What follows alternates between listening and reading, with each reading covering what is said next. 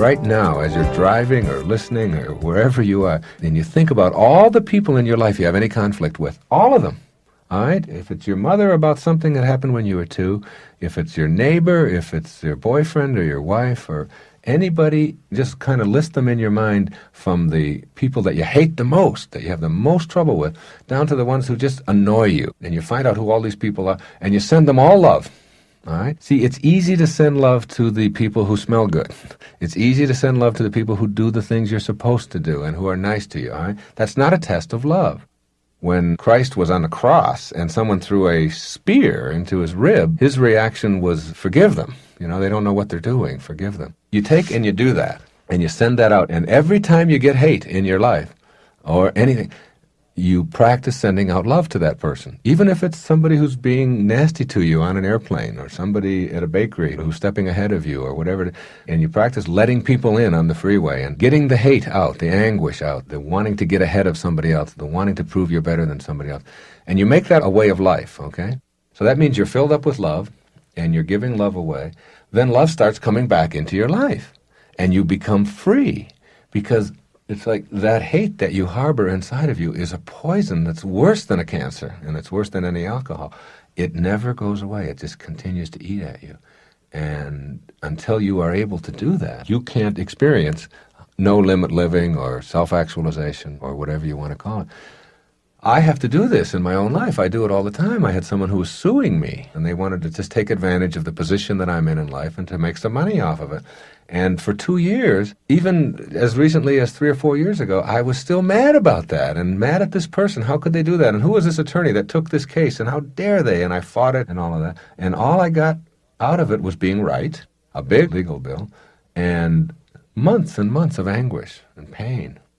Then when I took this person and I began to send this person love and say that this is just what they want to do. See, that's the test. That's to see what you're made out of. There's a blessing in there. Try to find the blessing in that pain and stop telling yourself that it shouldn't be happening. It is. And I started doing that, and in a month's time, the lawsuit was dropped. I started being much more productive. My writing improved. My complexion improved. I began to feel better as a human being. I could walk down the beach, and I had, my secretary said, you have a lilt almost to you. It's like you're almost walking on air when all of that stuff was finally sent away. I have people who owe me money who haven't paid it back over the years. And you think about that, and you start getting really mad. How dare this person? I lent them money, and that's stealing, and they're taking my money, and they said they would. I send them copies of my books now. And I've dropped the loan. I've forgotten about them. I don't need the money. I don't believe in not paying your bills back. I pay them as soon as they come in. But some people are in a place where that's where they have to be still. I don't want to be owned by their behavior. If I'm upset because they refuse to pay money back to me, their refusal to pay money back to me is the source of my upset. I'm allowing somebody else's behavior, which is anathema to me, to control my life at this moment. I don't want that. I don't want to do that. How can I stop from doing that? Only one way: forgiveness. You got to forgive it. You got to let it go. You don't have to forget. You just have to let it go. You don't have to call them up and tell them. You don't have to send them flowers or books if that's not what you want to do. You have to let it go. And when you let it go, that's called non-attachment. You are no longer attached to it. And when you're not attached to it, then you're free to be the creative genius that you are. And until you do that, you have to do that with everyone in your life. That's a principle that works so magnificently. I'll give you another good example. I had dinner Friday night with a man who was going through a horrible divorce. Horrible divorce. He's an attorney, and his wife wants half of his law practice, and she wants the children, and she wants all of his money, and apparently she had an affair, and then he found out, and they had this beautiful marriage, and now they're just going through all this hatred. And you could see the tears in his eyes. You could see the anguish in him. You could see that he had aged. This had been going on for 3 or 4 months. He had aged 10 years in 3 or 4 months, full of pain. And he wanted to spend the whole night telling me how right he was and how wrong she was. And he kept telling me that she had no right to do this, and how dare she treat me this way, and you know that she even left letters there, and she was seeing him, and she actually brought this man over to my own home. And he said, so what do you think? I said, you need to be right, don't you? And he said, well, I don't need to be right. What do you think of that? I mean, does she have a right to do any of that? I said, yes. What do you mean, yes? I said, she did it. You can't undo what she's done. Well, he said, what do you think I should do? I said, I think you should forgive her. He said, I already did that. I already told her that and she didn't. I said, no, I don't have to tell her anything to forgive her. I think you should just let it go. What are you defending? You look 10 years older than you did 4 months ago. You're so racked with pain that you can hardly get up in the morning and your practice is all going to hell. You are depressed. Your blood pressure is going up. You're not eating. You're losing weight much too quickly. And you're suffering. And you're suffering because you're not willing to forgive her. And I said, it has nothing to do with her. I said, this is your test. And I wish I could get inside your head and let you know that until you are willing to send her love for having behaved in a way that you find so horrendous, that until you're able to do that, I said, eventually you'll do it, because otherwise you won't survive. The organism cannot survive. Obviously, you're killing yourself right now. It's just a slower process. It's going to take a little while. And until you stop killing yourself, that sooner or later you're going to have to do it, so why not choose sooner and just forgive her? You don't have to remarry her. And he said, well, what about the money and all that? I said, how much does she want? And he listed it. I said, give her that and a little more. He said, what? I said, just give her more. You'll get it back. You will. It'll come back to you. Give her more. Well, and I said, and pay it in advance. Give her the money in advance. Let her know that you are not interested in being married, if that's what it is, and that's fine, but that you're not going to carry this around. And practice it, and practice it. And you will find a serenity and a beauty and a peace in your life that you never thought could be there before. You never believed that it could be there. And it's right there. It's right there for you. All you have to do is forgive.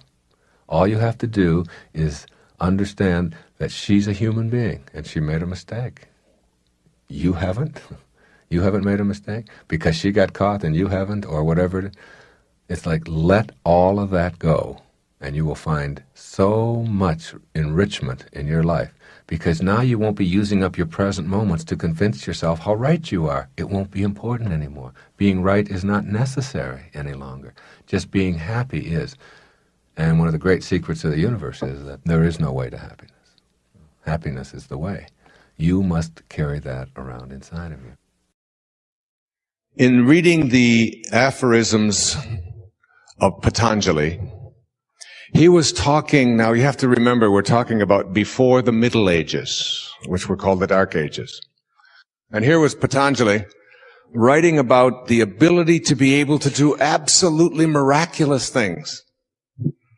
The ability to be able to be in more than one place at the same time.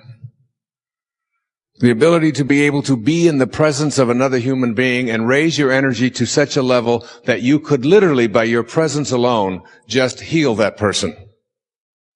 The ability to be able to transcend things like diseases. The ability to be able to have the gift of fish and loaves.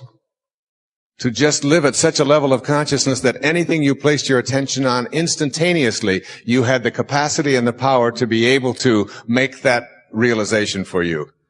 The book is called How to Know God. Now, it's not called How to Know About God. It's not called How to Believe in God. It's called How to Know God. And how to know God means making conscious contact with God. It's the only way you can know anything. So here are the 5 aphorisms. The first is called, the central act of ignorance is false identification. The central act of ignorance is called false identification. What does Patanjali mean by false identification? And what does he mean by ignorance? Ignorance is not to be assumed to mean that you are uninformed. It means that you are identifying yourself as a human being with your body and your possessions and this material world. And the central act of that ignorance is the identification falsely with this world of the changing. But beyond the world of the changing is the changeless world. And once you start to identify yourself there and know that this is who you are, know it, like you're listening right now and you're watching, and the energy that is coming into you is coming through your eyes and ears and senses. And it is only your eyes and your ears and your senses that take this energy and twist it into something called evil or problems. It comes into your eyes, these energies, and into your ears, if it could be examined just before it hits your eyes. And just before it reaches your ears, and we could examine it very carefully, you would find that the scientists would say, no, there's no problems in that energy. There's no evil in that energy. Nope, it's just energy. It's just a frequency. It's vibrating at a certain speed. But as soon as it hits your senses and you begin to interpret it, problems begin to show up in your life. But the energy itself contains no problems. It's just energy. That's proper identification according to Patanjali. That's the first aphorism. The second aphorism sounds like this. The mind of the truly illumined, said Patanjali, is calm, because the peace of God within all things is known, even within the appearance of misery and disease. Even within the appearance of misery and disease. The mind of the truly illumined is always calm. And the mind of the truly illumined understands that the peace of God is in all things. You are in this world, but what? You are not of this world. That is not who you are. You are not of this world, even though you're in it. So you're filling out the forms, you send in your money to the IRS, and you stop at the red lights, and you obey the laws, and you follow the rules, that is, most of them, which seem to make sense, and the ones that don't, you're able to ignore, which you have to, otherwise we'll never have any growth. The third aphorism is quite simple, and it's one that's most troubling to many people in the West. Patanjali said, sin is non-existent. Sin is non-existent. There are only obstacles to one's ultimate union with God. You do not sin when you behave toward another person in a harmful way, when you steal from another person, when you violate any of the commandments or whatever. You have not sinned. You have created an obstacle to your union with God. But you see, the reason we don't want to put sin in there, according to Patanjali, is because it creates shame and guilt. Shame computes the absolute lowest in whether you're going to be strong or weak in your life. Shame is the lowest frequency emotion that is possible. It only computes at 25 on a scale of 1 to 1,000. The fourth aphorism that leads us into a spiritual solution to every problem sounds like this. And these last two are the ones that I absolutely resonate to and love the most. The person who is steadfast in his abstention from falsehood has the power to obtain for himself and others the fruits of good deeds without having to perform the deeds themselves. Steadfast in abstaining from means that you never waver and you never have thoughts of falsehood, that is, identifying yourself as a material being rather than a spiritual being. And when you become steadfast in that, when you say to someone, God blesses you, they are blessed by your presence when you have that kind of consciousness.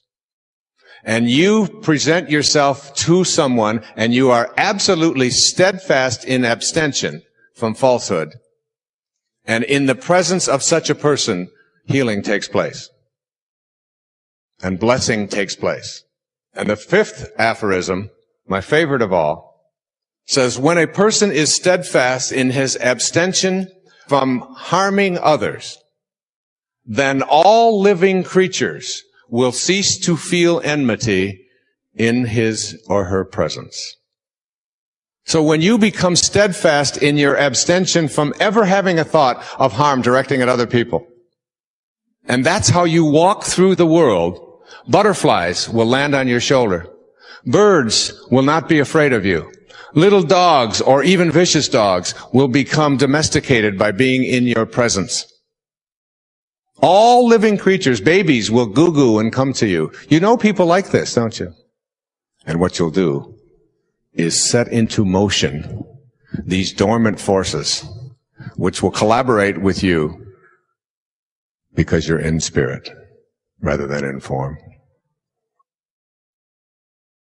But remember the word coincidence. In mathematics, it's a term that defines angles that coincide.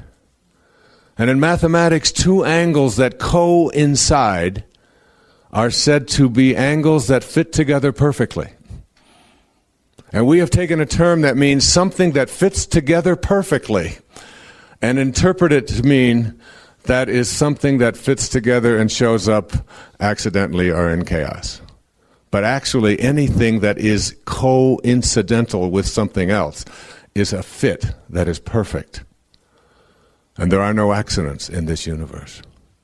When you begin to access a power, you start to have an awareness that it's absurd to believe that in a universe which has an intelligence behind it, that an accident could show up. Everything is a part of the perfection of it. Everything. There are no accidents in this universe. You came in when you were supposed to, you'll leave when you're supposed to. The children that came through you or didn't come through you are all part of that perfection. Questioning it, challenging it, all it does is keep you from accessing the ability to manifest and attract into your life what you really would like to have when you begin to question it. And when you ask, now the question always comes up when I talk about these kinds of things is, well, if there is a force, and this force is a part of the perfection and there are no accidents, at what point do I have a free will? And am I making any of these decisions? And Jung answered that question brilliantly. He said, at the same moment that you are a protagonist in your own life and you're making choices, you are also the spear carrier or the extra in a much larger drama. You are doomed to make choices. And that paradox is something you have to live with. Yes, you are making choices. Yes, you have the capacity to attract into your life virtually anything you want. And yes, there is an intelligence into which you can connect that can access virtually anything you put your attention on. And yes, it's all part of the perfection of the universe. Yes, both of those things you have to live with at the same time. You have to transcend those dichotomies. But I want to speak just for a few moments about what happens when you leave ordinary levels of awareness and you leave these lower energies. When you leave the energy of the solid, where all of your problems occur, when you leave that and move into this energy of spirit, wherein you only have love to give away, as I spoke about earlier, where your response to sadness is always a higher energy of joy, where your response to doubt is always a higher energy of faith, where your response to hatred is always the higher energy of love.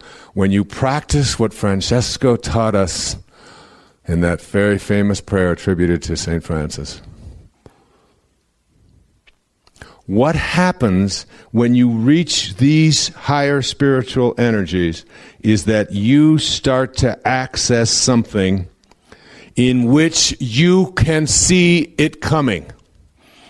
And you get outside of yourself, as I just spoke about. And that is called intuition. And that intuition is available to you, that you can practice it virtually any time in your life, but you've got to get out of these lower and slower energies because it's not accessible there. It doesn't exist there. Problems exist there. Fear exists there. Worry exists there. Guilt exists there. Hatred exists there. Anger exists there. These are all lower and slower energies. And when you listen to the 10th principle, you'll see that they're not just lower energies, but they weaken us whenever we access them and whenever we use them. But when we get outside of them, we start to get out in front. And now I suggest to you, brazenly, that you don't have to have accidents in your life. That you don't have to be a victim of crime in your life.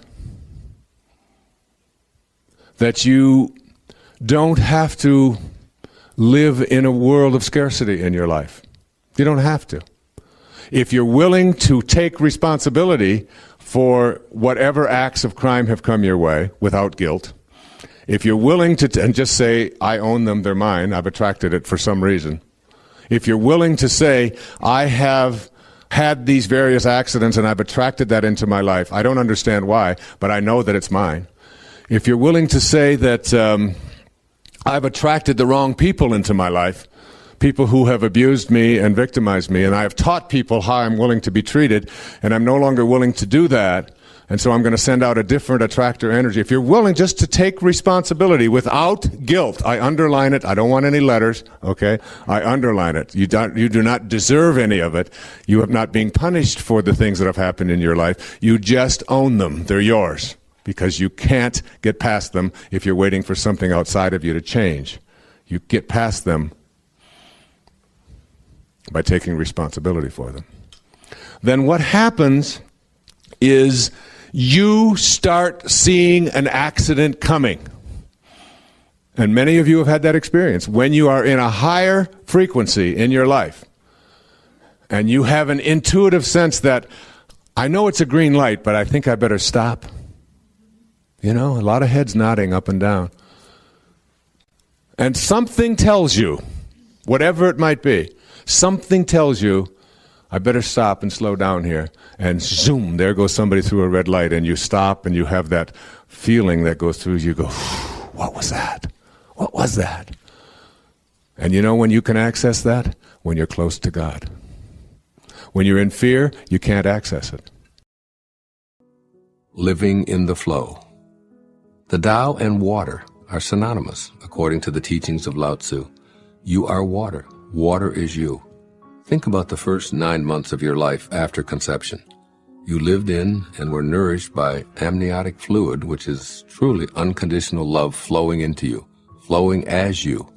You are now 75% water, and your brain is 85% water, and the rest is simply muscled water. Think about the mysterious, magical nature of this liquid energy that we take for granted. Try to squeeze it, and it eludes us. Relax our hands into it, and we experience it readily. If it stays stationary, it will become stagnant. If it's allowed to flow, it will stay pure. It does not seek the high spots to be above it all, but settles for the lowest places. It gathers into rivers, lakes, and streams, courses to the sea, and then evaporates to fall again as rain. It maps out nothing, and it plays no favorites. It doesn't intend to provide sustenance to the animals and plants. It has no plans to irrigate the fields, to slake our thirst, or to provide the opportunity to swim, sail, ski, and scuba dive.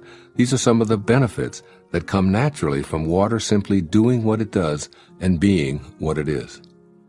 The Tao asks you to clearly see the parallels between you and this naturally flowing substance that allows life to sustain itself. Live as water lives, since you are water. Become as contented as is the fluid that animates and supports you. Let your thoughts and behaviors move smoothly in accordance with the nature of all things. It's natural for you to be gentle, to allow others to be free to go where they're inclined to go, and to be as they need to be without interference from you. It is natural to trust in the eternal flow, to be true to your inner inclinations and stick to your words. It's natural to treat everyone as an equal. All of these lessons can be derived by observing how water, which sustains all life, behaves. It simply moves, and the benefits it provides occur from it being what it is, in harmony with the present moment and knowing the truth of precisely how to behave. What follows is what Lao Tzu might say to you based upon his writing of the 8th verse of the Tao Te Ching. First, when you're free to flow as water, you're free to communicate naturally. Information is exchanged and knowledge advances in a way that benefits everyone. Be careful not to assign yourself a place of importance above anyone else. Be receptive to everyone, particularly those who may not routinely receive respect, such as the uneducated or the homeless or troubled members of our society. Go to the low places loathed by all men, and have an open mind when you're there.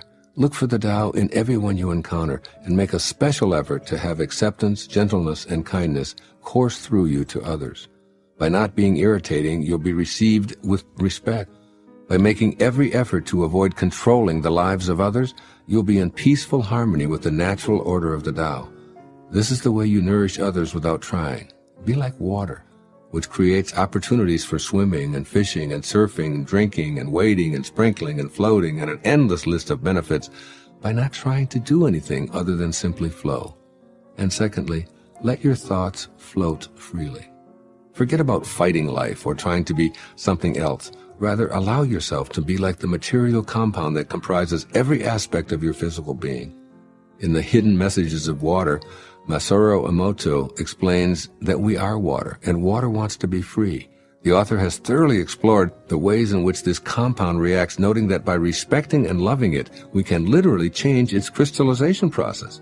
If kept in a container with the words love or thank you or you're beautiful imprinted on it, water becomes beautifully radiant crystals.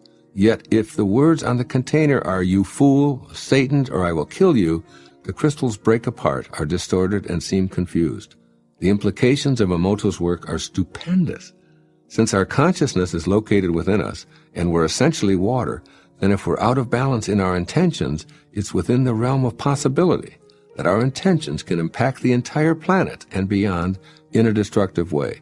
As our Creator, the eternal Tao, might put it, water of life am I, poured forth for thirsty men. Do the Tao now.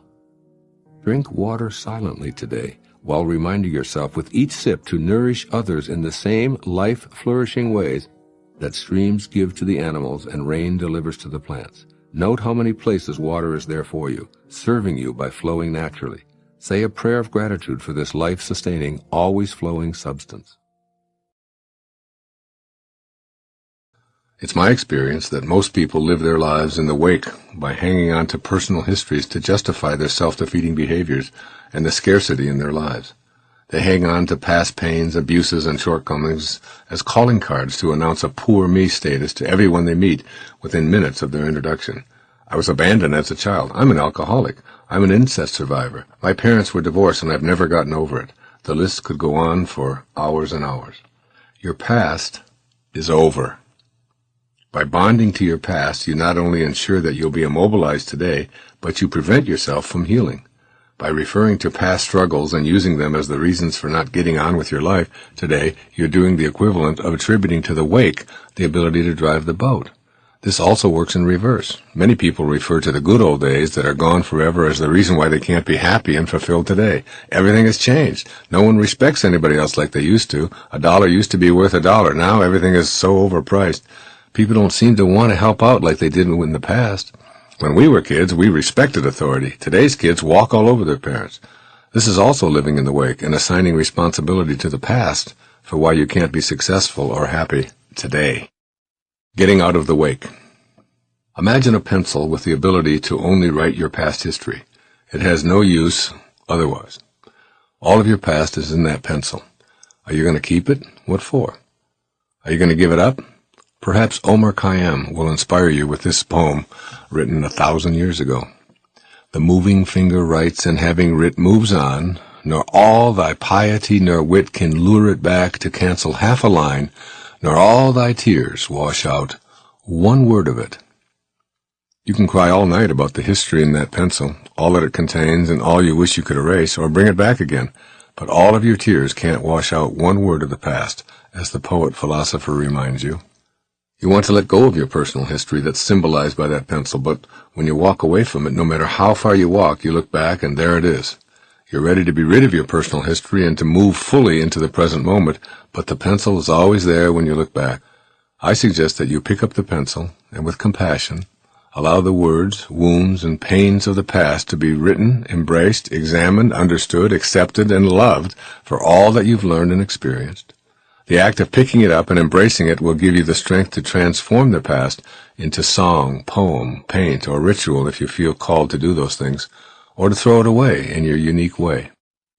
Embracing your personal history. In a universe that's an intelligent system with a divine creative force supporting it, there simply can be no accidents. As tough as it is to acknowledge, you had to go through what you went through in order to get to where you are today, and the evidence is that you did. Every spiritual advance that you will make in your life will very likely be preceded by some kind of a fall or seeming disaster. Those dark times, accidents, tough episodes, periods of impoverishment, illnesses, abuses, and broken dreams were all in order. They happened, so you can assume they had to, and you can't unhappen them. Embrace them from that perspective, with help if you need it, and then understand them, accept them, honor them, and finally retire and or transform them in your own way. I know someone who gives them a new job description. Become free to immerse yourself in this moment, the now that's called the present, because it's simply that, a present to open, relish, nurture, play with, and enjoy, and explore. All you get is now. The willingness and ability to live fully in the now eludes many people. While eating your appetizer, don't be concerned with the dessert. When reading a book, notice where your thoughts are. While on vacation, be there instead of thinking about what should have been done and what has to be done when returning home. Don't let the elusive present moment get used up by thoughts that aren't in the here and now. There's an irony to this habit of having your mind drift to other times and other places. You can only drift off in the now, because now is all you ever get. So drifting off is a way of using up your present moments. You do indeed have a past, but not now. And yes, you have a future, but not now. And you can consume your now with thoughts of then and maybe, but that will keep you from the inner peace and success you could be experiencing. It's doubtful that the other creatures waste the present in thoughts of past and future. A beaver only does beaver, and he does it right in the moment. He doesn't spend his days wishing he were a young beaver again, or ruminating over the fact that his beaver siblings received more attention, or his father beaver ran off with a younger beaver when he was growing up. He's always in the now. We can learn much from God's creatures about enjoying the present moment rather than using it up consumed with guilt over the past or worry about the future. Practice living in the moment and refuse to allow any thoughts based on your past to define you. Stop and take notice of all that's in your immediate space, the people, creatures, vegetation, cloud formations, building designs, everything. Stay in the present by meditating and getting closer to the ultimate now, which is God. God is only here and now. Think about this. God will not be doing anything different 1 hour from now than God is doing right now.